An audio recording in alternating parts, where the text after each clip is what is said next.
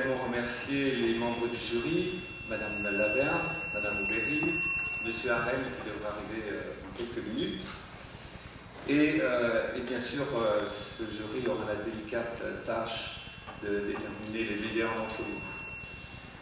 Cette année encore, le festival a été rendu possible grâce à la collaboration entre le lycée franco-américain.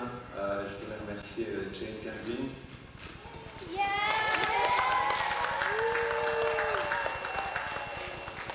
Le lycée franco-américain et le lycée La Pérouse.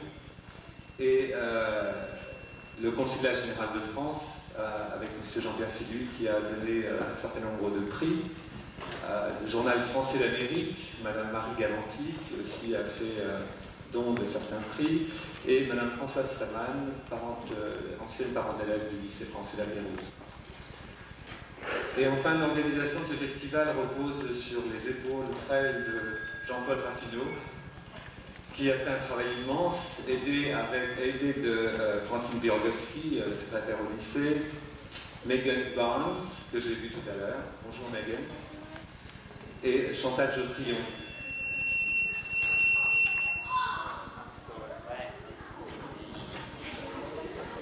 Donc, le micro ne marchant pas très bien,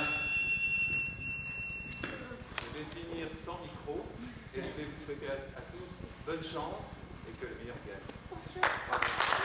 Je voudrais d'abord vous féliciter tous pour votre participation active, pour votre travail.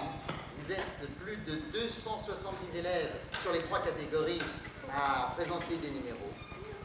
Donc bravo d'avoir travaillé ces textes, ces gestes, ces intonations, ces regards. Bravo à vos enseignants pour avoir dirigé, organisé, regardé, mis en scène.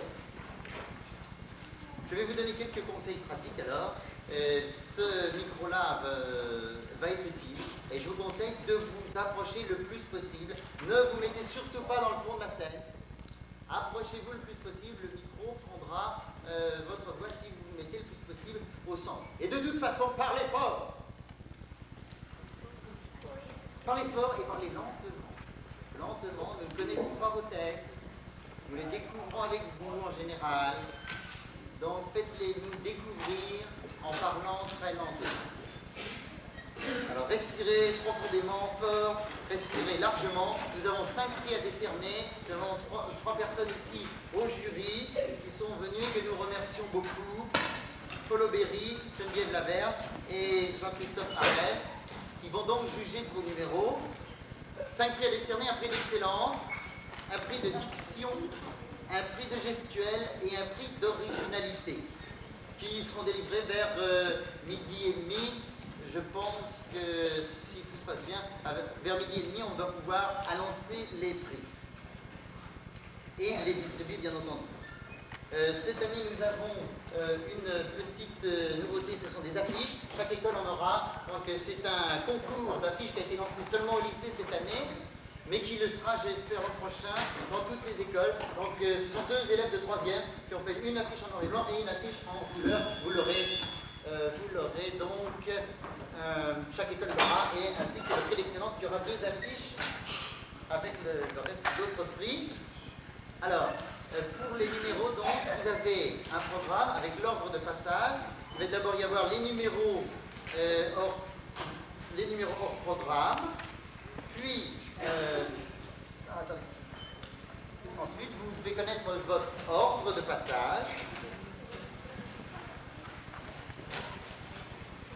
Donc nous allons commencer par l'enquête sur l'Olympe. Ensuite, chaque numéro, dès que le numéro précédent est terminé, les élèves du numéro suivant passent de chaque côté de la scène, soit ici, soit derrière le piano, et s'installent sur la scène dès que le numéro précédent est terminé. Et moi j'annoncerai les noms des participants. Vous n'aurez pas tout de suite les certificats de participation, mais ils vous seront donnés à la fin de la séance et on les donnera à vos enseignants à la fin de la séance, mais j'appellerai vos noms après chaque présentation. Très bien, alors respirez profondément et largement et bonne chance à tous. On va commencer par le groupe d'accueil Enquête sur l'Olympe d'Anne Rocard, par la classe de CE2 du lycée français international La Pérouse. Non.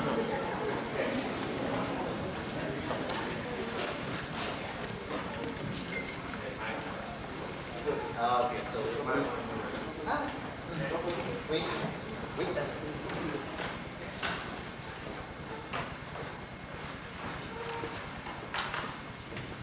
Alors, ils ne sont toujours pas là? Non. Attention, les voilà. Pointu.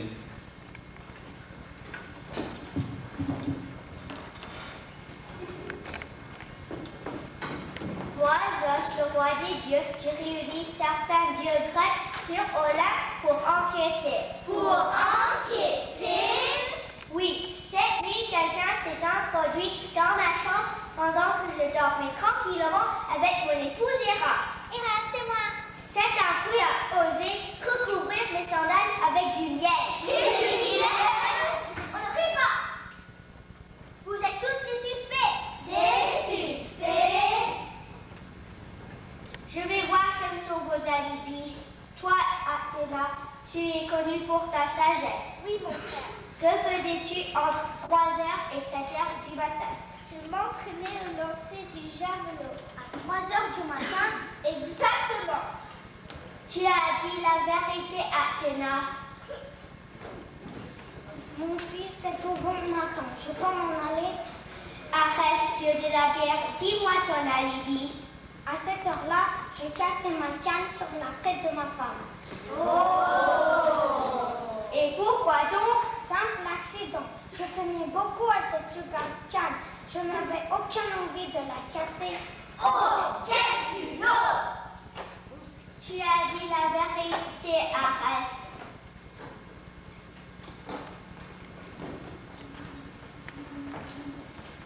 Moi, Hermès, dieu des marchands et des voyageurs, je portais un message secret pour toi, Zeus. C'est vrai. Moi, Apollon, dieu de la poésie et de la musique. On sait. Je chantais les fleurs et chantais, je suis Cortès. Tu as dit la vérité, Apollon.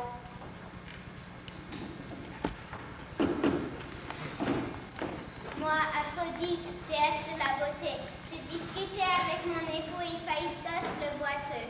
On discutait fortement d'ailleurs. Moi, Artémis, déesse de la chasse, je fabriquais un nouvel art. Moi, Poséidon, dieu de la mer, je pêchais des crevettes pour mon petit déjeuner. Vous avez dit la vérité tous les quatre.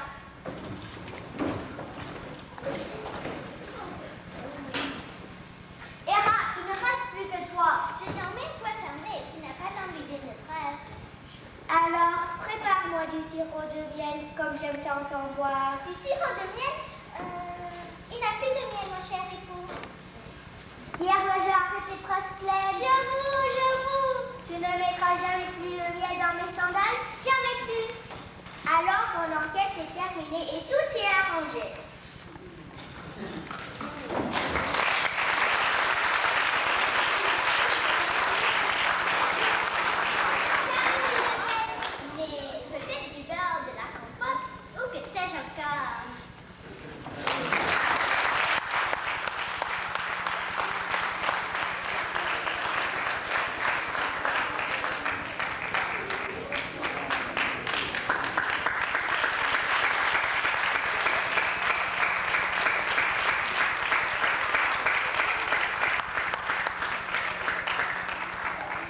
Bravo aux studios du lycée français La Pérouse.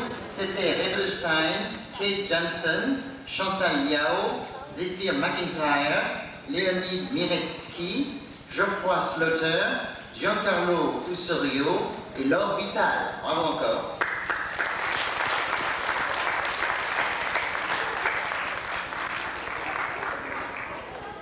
Donc maintenant l'école franco-américaine de la péninsule pour un extrait du bourgeois gentilhomme, le maître de philosophie. Essayez d'enchaîner les numéros.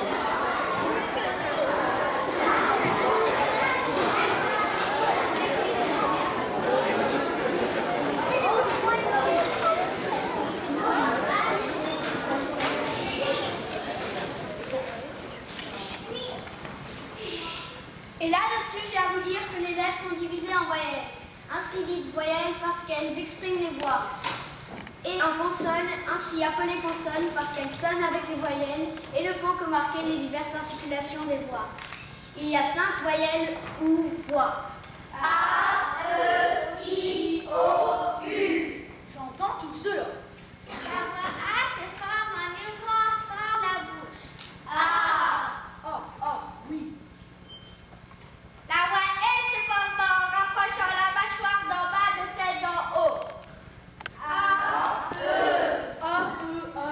Ma foi, oui, que cela est beau.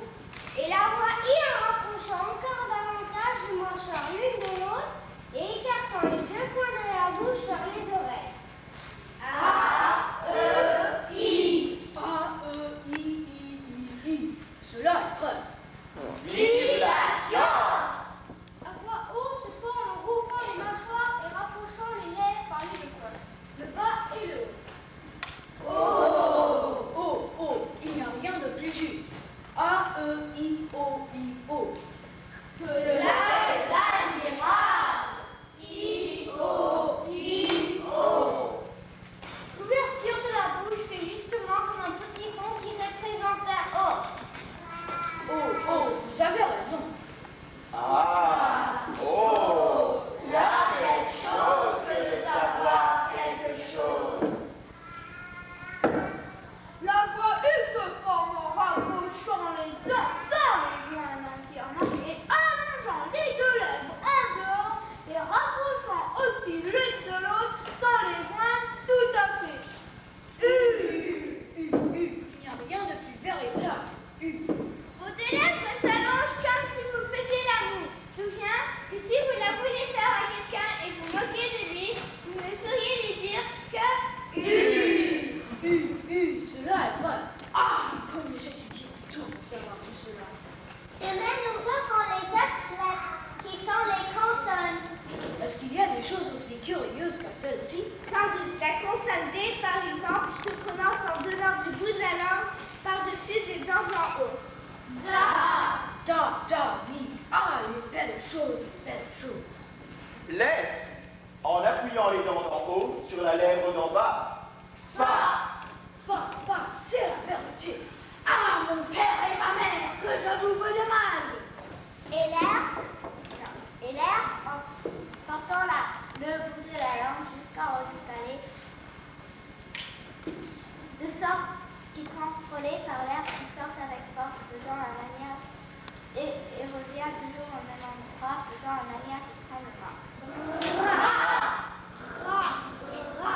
La bille, homme que vous êtes, et que j'ai perdu du temps. Je vous expliquerai à fond toutes ces curiosités. Je vous en prie. Au reste, il faut que je vous fasse une confidence.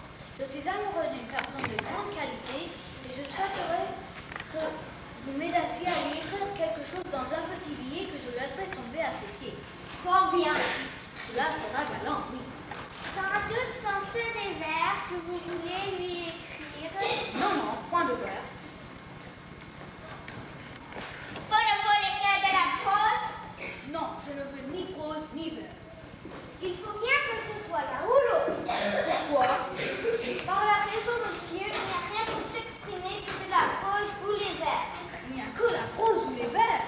Non, monsieur. Tout ce qui n'est pas prose est vers, et tout ce qui n'est pas vers est prose. Et comme l'on parle, qu'est-ce que donc cela? De la prose. Quoi, quand je dis Nicole, apportez-moi mes pantoufles et mon bonnet de nuit, c'est de la prose. Oui, monsieur. Par ma foi, il y a plus de 40 ans que je dis de la prose sans que j'en suis souriant, et je vous suis le plus obligé du monde à m'avoir appris cela. Je voudrais donc lui écrire dans un billet: Belle marquise, vos beaux yeux me font mourir d'amour. Mais il faut que ça soit arrangé gentiment, que ça soit tourné gentiment comme il le faut. Bien arrangé. Maître, que les feux de ses yeux réduisent votre cœur ensemble, que vous soufflez pour aimer des jours de violence. Non, je ne veux point tout cela. Je ne veux que ce que je vous ai dit. Belle marquise, vos beaux yeux me font mourir d'amour. Mais bien arrangé comme il le faut. Il faut bien emprunter la chance. Non, vous dis-je, je ne veux que ces seules paroles-là. Je ne veux que ces seules paroles-là dans le billet. Mais à la mode, bien arrangé peu les diverses manières dont on peut les mettre. On peut les mettre, premièrement, comme vous avez dit. Belle marquise, vos beaux yeux me font mourir d'amour. Ou bien d'amour mourir me font, belle marquise, vos beaux yeux. Ou bien vos amours me font, belle marquise, mourir. Ou bien mourir vos beaux yeux, belle marquise, d'amour me font. Ou bien vos beaux yeux me font, belle marquise, d'amour mourir. Mais de toutes ces façons-là, laquelle est la meilleure? Celle que vous avez dit, monsieur. Belle marquise, vos beaux yeux me font mourir d'amour. Cependant, je n'ai point étudié et fait tout cela du premier coup. Je vous remercie de tout mon corps et vous prie de venir demain de bonne heure. Nous n'y manquerons pas.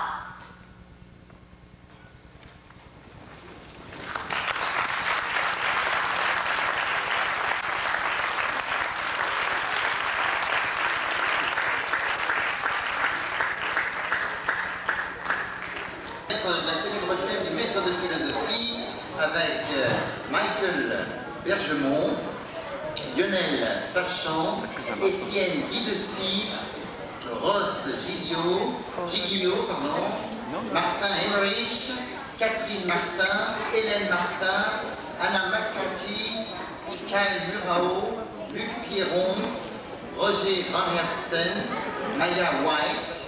On les applaudit encore une fois.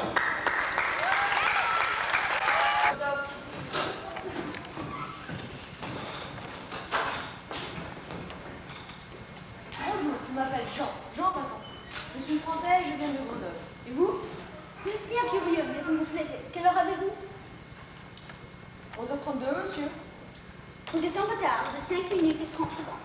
Maintenant, remettez votre montre à l'heure et allez changer votre chemise.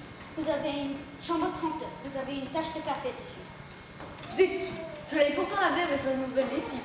Au fait, pour cette chambre? Couloir 5. Ouais! Vous m'énervez. Je vous répète. Étage 5, couloir 5, chambre 32. C'est simple et précis, non? Mais vous ne m'avez pas dit l'étage. Taisez-vous et allez changer. Vous êtes en mode. Bien, monsieur.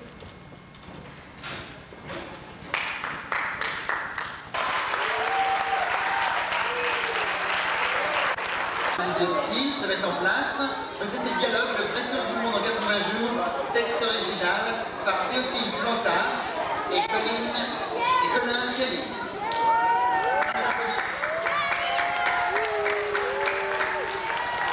Voici le récit. Un jour, vers midi, du côté du parc Monceau, sur la plateforme arrière d'un autobus, à peu près complet de la Lignette, aujourd'hui 84, j'aperçus un personnage au cou fort long qui portait un feutre mou entouré de galons tressés au lieu de roues. Cet individu interpella tout à coup son voisin en prétendant que celui-ci faisait exprès de lui marcher sur les pieds à chaque fois qu'il montait, descendait des voyageurs. Il abandonna d'ailleurs rapidement la discussion pour se jeter sur une place devenue libre. 2 heures plus tard, je le revis devant la gare Saint-Lazare, en grande conversation avec un ami qui lui conseillait de diminuer l'échancrure de son pardessus en faisant remonter le bouton supérieur par quelques tailleurs conséquents. Le côté subjectif.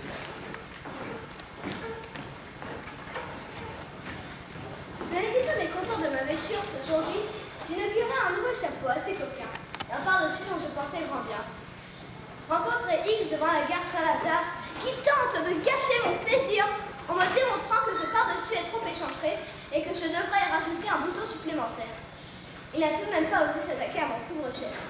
Un peu auparavant, m'apparaît de belle façon un de ces goujats qui faisait exprès de me brutaliser chaque fois que passait du monde à la descente ou à la montée. Cela se passait dans un de ces immondes autobus qui s'emplissent de populus précisément aux heures où je dois consentir à les utiliser. Autre subjectivité. Il y avait aujourd'hui à côté de moi sur la plateforme un de ces morveux comme on en fait guère. Heureusement c'est ça, je finirais par en tuer. Celui-là, un gamin dans les 30 ans, méritait tout spécialement, non pas tant à cause de son long cou de dindon déplumé, mais tout spécialement par la nature de son ruban de son chapeau, ruban réduit à une sorte de ficelle tantôt berger. Ah le salaud, ce qu'il me dégoûtait. Comme il y avait beaucoup de monde dans notre autobus cette heure-là, je profitais des bousculades et au lieu à la montée ou à la descente pour lui enfoncer mon coude dans les côtelettes. Analyse logique.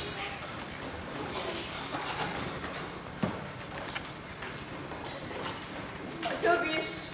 Plateforme. Plateforme d'autobus, c'est le lieu. Midi. Environ. Environ midi, c'est le temps. Voyageur. Querelle. Une querelle de voyageurs, c'est l'action. Homme jeune. Chapeau, long cou, mec. Un jeune homme avec un chapeau et un galon tressé autour, c'est le personnage principal. Kidam. Un kidam. Un kidam, c'est le personnage second.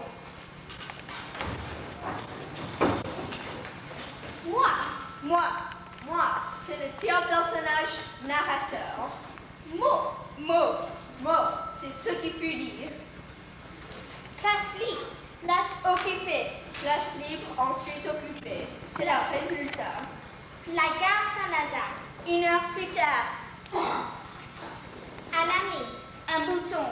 Autre phrase entendue. C'est la conclusion. Conclusion logique. Alors,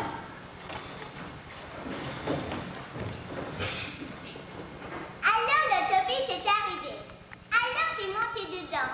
Alors j'ai vu un citoyen qui m'a saisi l'œil. Alors j'ai vu son cou trop long et la tresse qu'il avait autour de son chapeau.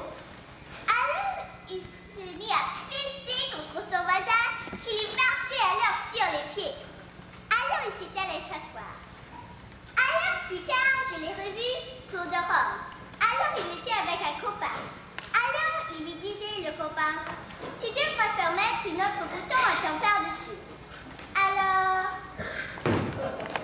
Reviens-toi.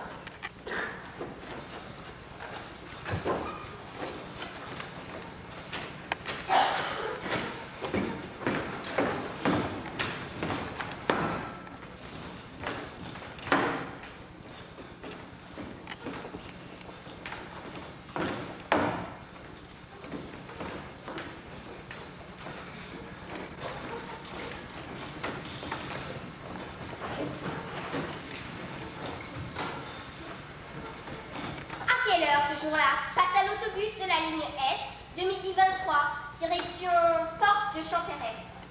À midi 38.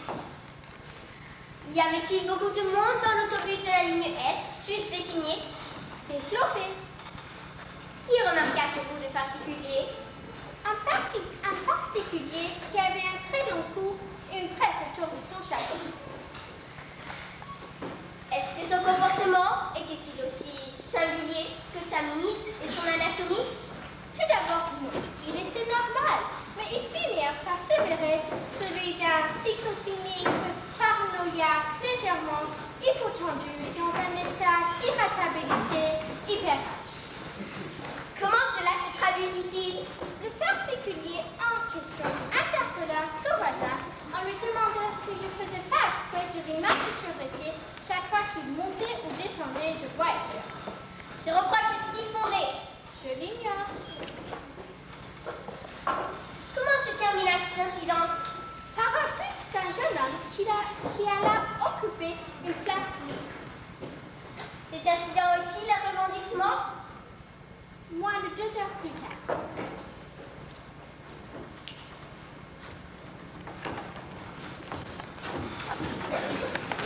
Revêtis.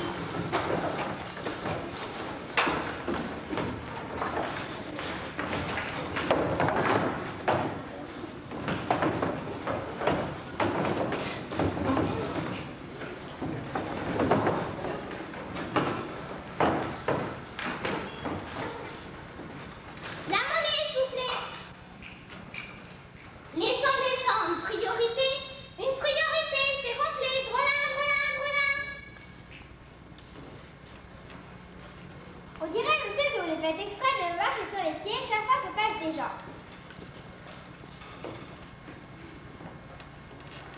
Chouette, une place libre, j'écoute.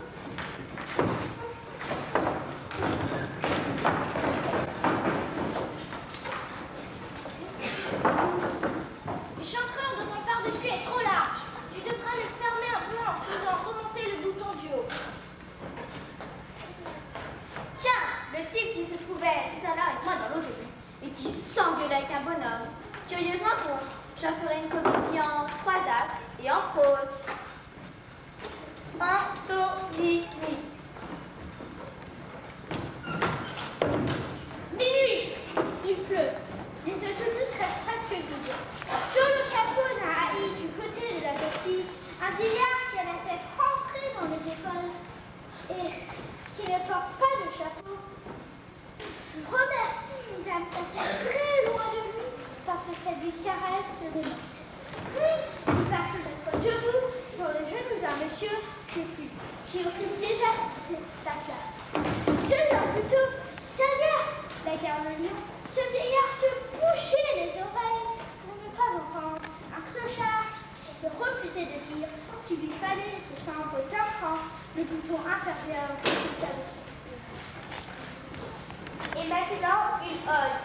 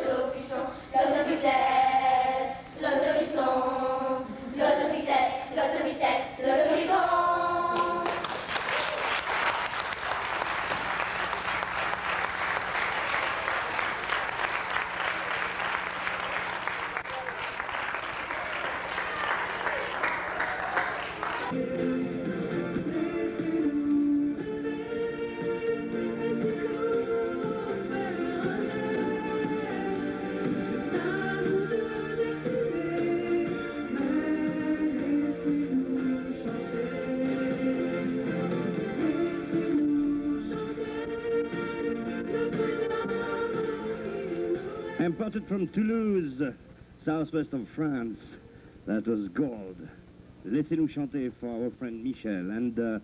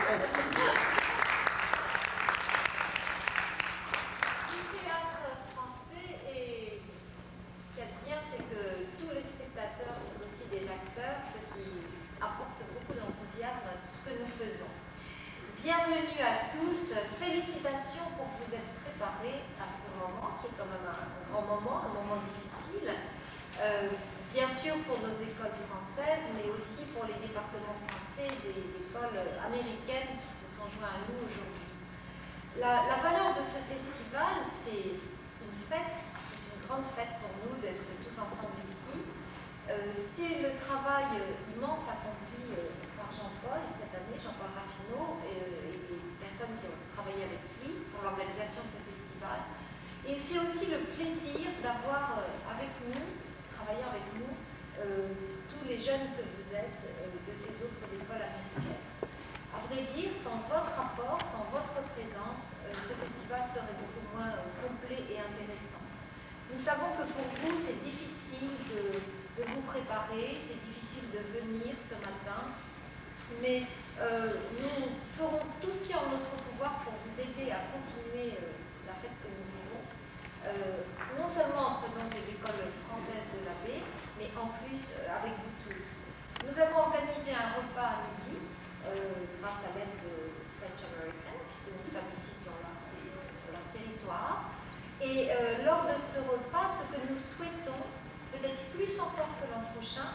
que les élèves des écoles américaines, des départements français, se mélangent avec tous nos élèves et que vous terminez cette journée en vous connaissant et peut-être en ayant des projets ensemble.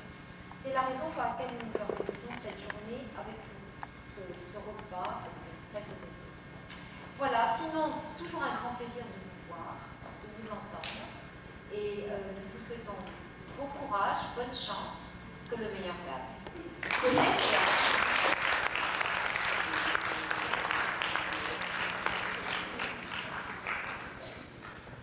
Alors rapidement, moi aussi je tiens à vous féliciter tous pour votre participation. Vous êtes 270 élèves sur les 3 catégories. Donc bravo d'avoir travaillé ces textes, ces gestes, ces intonations, ces regards. Bravo à vos enseignants pour vous avoir dirigé, organisé, regardé, vraiment écouté et vraiment mis en scène. Je vous donne quelques conseils pratiques. Donc approchez-vous au bord de la scène, jouez le moins possible au fond de la scène. Approchez-vous des micros, parlez très fort et lentement, nous découvrons vos textes. Bien souvent, nous découvrons vos textes. Nous ne les connaissons pas forcément par cœur, donc vous pouvez parler lentement et puis respirer profondément, respirer fort, respirer largement. Nous avons 7 prix à décerner. 3 prix d'excellence, un prix pour les écoles américaines, un prix pour les écoles françaises, un prix pour la meilleure école pour l'ensemble des performances. Les 3 pour les écoles en général qui présentent 3 numéros. Donc on a un prix d'excellence pour la meilleure école entre guillemets, enfin celle qui présente les meilleurs numéros. Un prix de diction, un prix d'interprétation, un prix de gestuelle et un prix d'originalité. Et donc je n'ai plus qu'à remercier nos 3 personnalités du jury. France Allégret qui représente le Journal français d'Amérique, Jean-Pierre Filiou, attaché culturel, et Bernard Moreau, attaché linguistique. On les remercie beaucoup d'être venus aujourd'hui et donc ils auront à trancher. Alors vous avez intérêt à être très gentil avec eux parce que c'est eux qui vont décider des prix. Merci, bonne chance à tout le monde.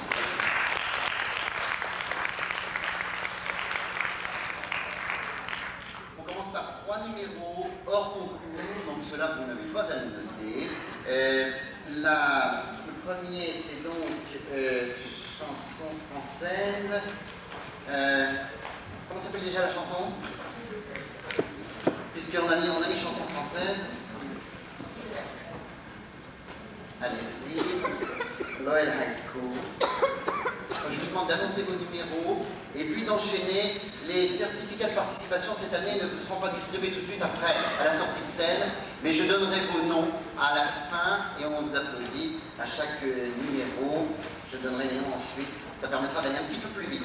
Il y a un déjeuner pour tous les acteurs, actrices, excusez-moi, je n'ai pas tout à fait terminé, pour tous les acteurs, actrices et bien sûr accompagnateurs, qui aura lieu dans la galerie, complètement dans le fond, à côté de l'entrée.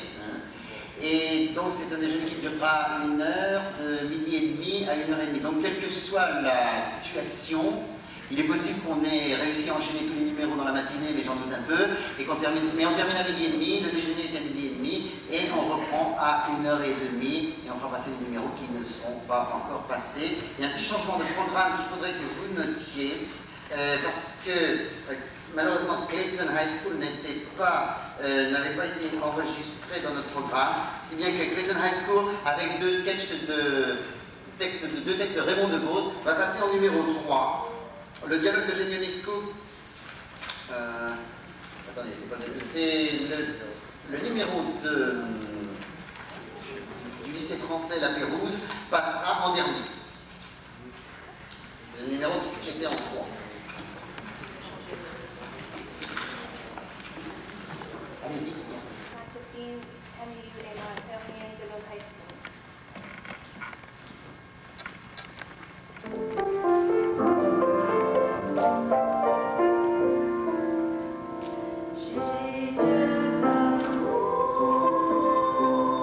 Mon pays est Paris.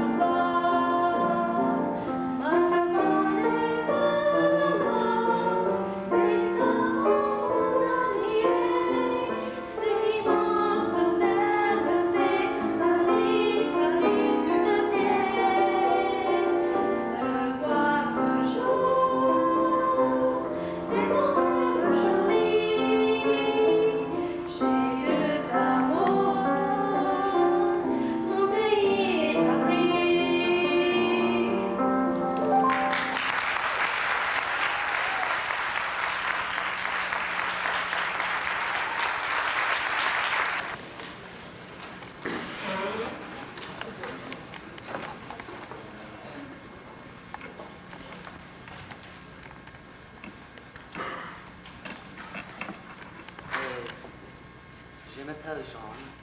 Je m'appelle Jessica. Nous sommes Stilciana. Nous avons changé la musique. Ce n'est pas le rondo capriccioso, c'est maintenant Contre-Concordance par Jean-Marie Leclerc.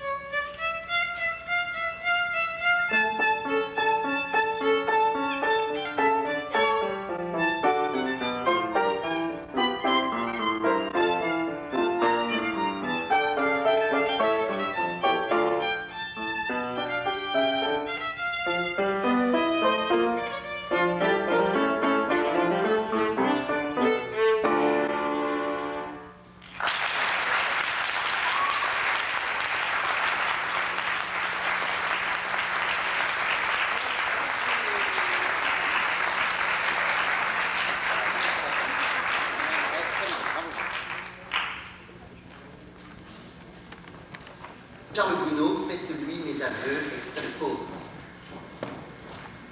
chanté par Vanessa Langer, et juste avant c'était Jessica Doe, Jonathan Haddocks. Bravo. D'abord, je vous présenter mon accompagnateur, Monsieur Faust. Moi, je suis Cybèle, un jeune homme qui chante de son amour et qui cueille des fleurs pour envoyer ses vœux à Marguerite, son bien-aimé.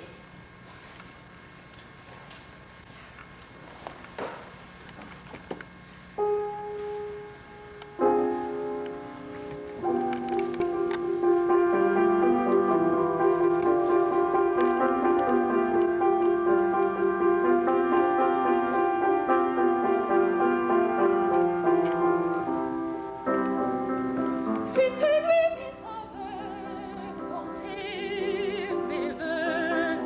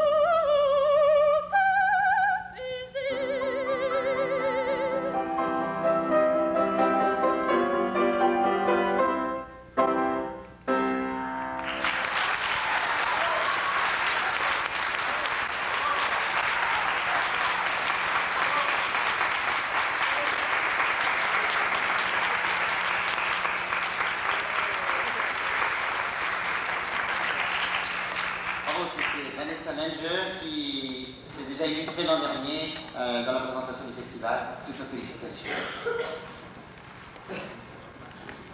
Donc de Claude Debussy, l'île joyeuse aussi par un vétéran du festival, Alexandre Gelberg, qui, si je ne me trompe, a eu un prix de théâtre l'an dernier aussi. L'île joyeuse de Claude Debussy, University High School.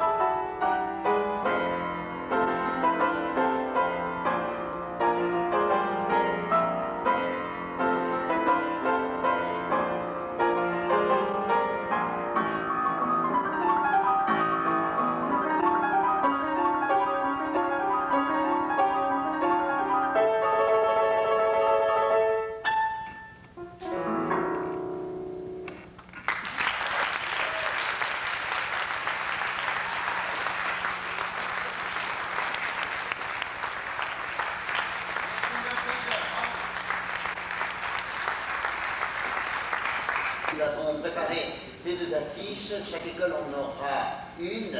Et ça a été organisé cette année au niveau du lycée français La Pérouse uniquement. Ce sont deux élèves de 3e qui sont ici, qui recevront un prix aujourd'hui, qui les ont réalisés. Et j'espère ouvrir ce concours à toutes les écoles qui voudraient pour l'an prochain. Donc je donnerai ça à la fin aux enseignants pour chacun d'entre vous. Merci encore. On va passer au numéro du programme. Laissez-moi vous dire aussi que pendant le déjeuner, vous pourrez visiter une exposition qui a été préparée par mes élèves de première du lycée français La Pérouse et qui se trouve dans la galerie où nous déjeunerons. Une exposition sur le romantisme et certains élèves seront là pour vous en parler si vous voulez discuter avec eux. Premier numéro hors programme, donc essayez de les enchaîner. Dialogue de Jean Lamy qui va vous présenter. Go ahead.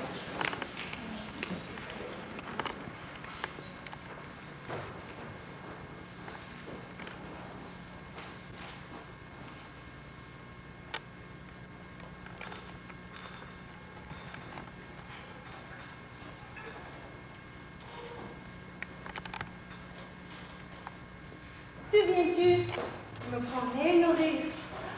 C'était beau, tout était gris. Maintenant, tu ne peux pas se voir. Tout est déjà rose, jaune, vert. C'est devenu une carte postale. Il faut te lever plus tôt, nourrice, si tu veux voir vraiment son couleur.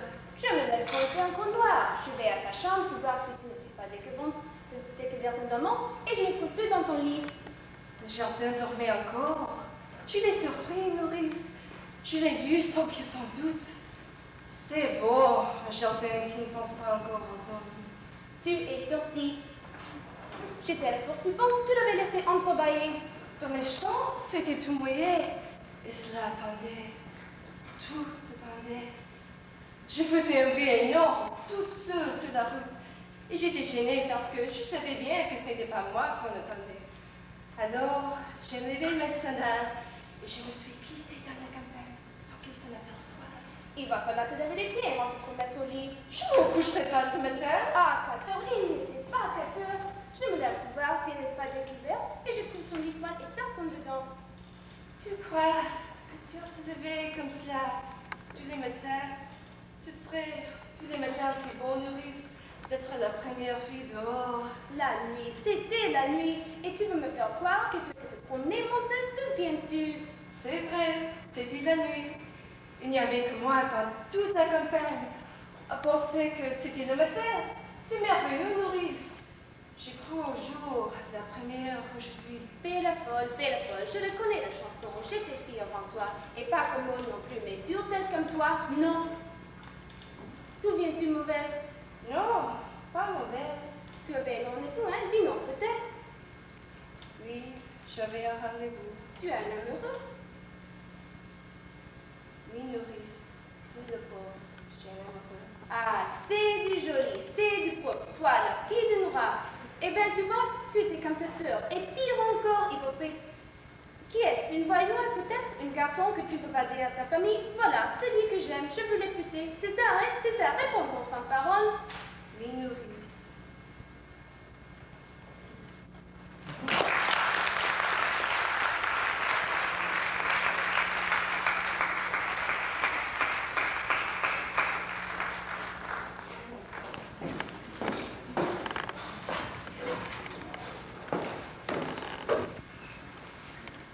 Dans ce monde-là, je suis en enfer.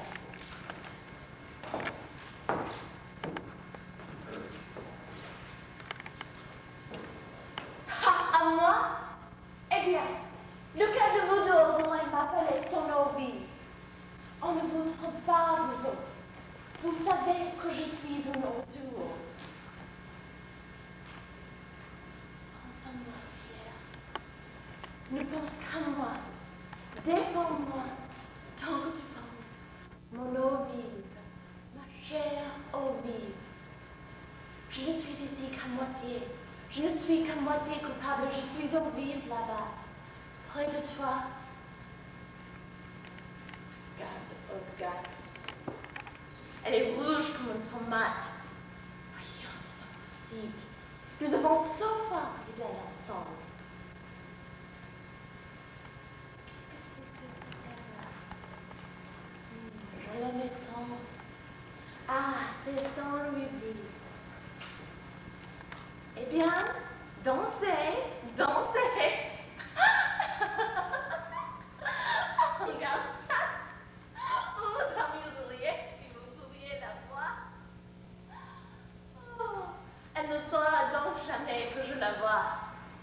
te vois avec ta coiffure défaite, ton visage chaviré. Je vois que tu lui marches sous les pieds. Elle va mourir de rire. Ah, plus vite, plus vite. Ah, il attire, il la pousse. Restez dans le sang. Ah, plus vite. Vous êtes si légère. Allons, allons. Je te dis que je te vois